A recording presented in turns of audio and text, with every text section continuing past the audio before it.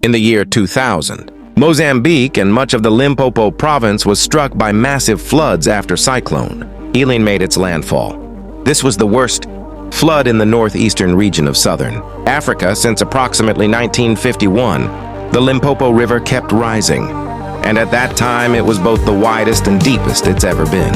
So you probably think that you know the type of issues associated with managing that kind of watery situation, but there is one slight hiccup you didn't foresee. The Lizard King, actual dinosaur representative and evolutionary superior Nile Crocodile. Our hometown of Louis Trichardt wasn't just flooded.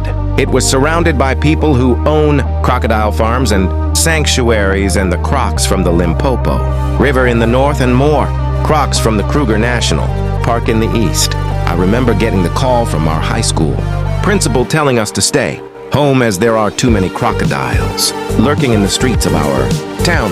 Yep, you read that right. Cut to my dad and his friends. He's a sergeant major in the Air Force, and his men both adore him and respect him. They decided that the water had receded enough to engage in a croc-catching mission.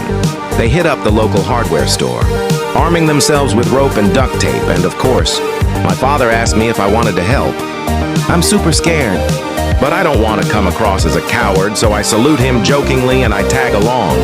For the next 2 days, we roll around the streets, jumping on the back of both big and small Nile crocodiles and duct tape their jaws shut.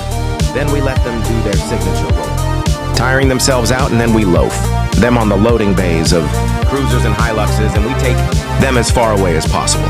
Eventually, the cyclone passed and the water receded even more. Months later, we still found crocodiles hiding in town, everywhere.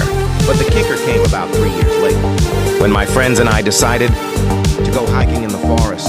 On a sunny day, we came across a massive Nile croc who had decided to make a forest miles away from a water source, but still well camouflaged. It warned us with a guttural hiss and light tail wag that we were going to get in trouble if we kept moving closer. I'm not sure what length it was, but I reckon it was a big boy, measuring in at about 5 to 6 meters and 60 plus years of age. We gave him his piece and he left us and our limbs intact. It's more than 2 decades later now, but if there is one thing that could make it through this time and still be fine, it's definitely that monster.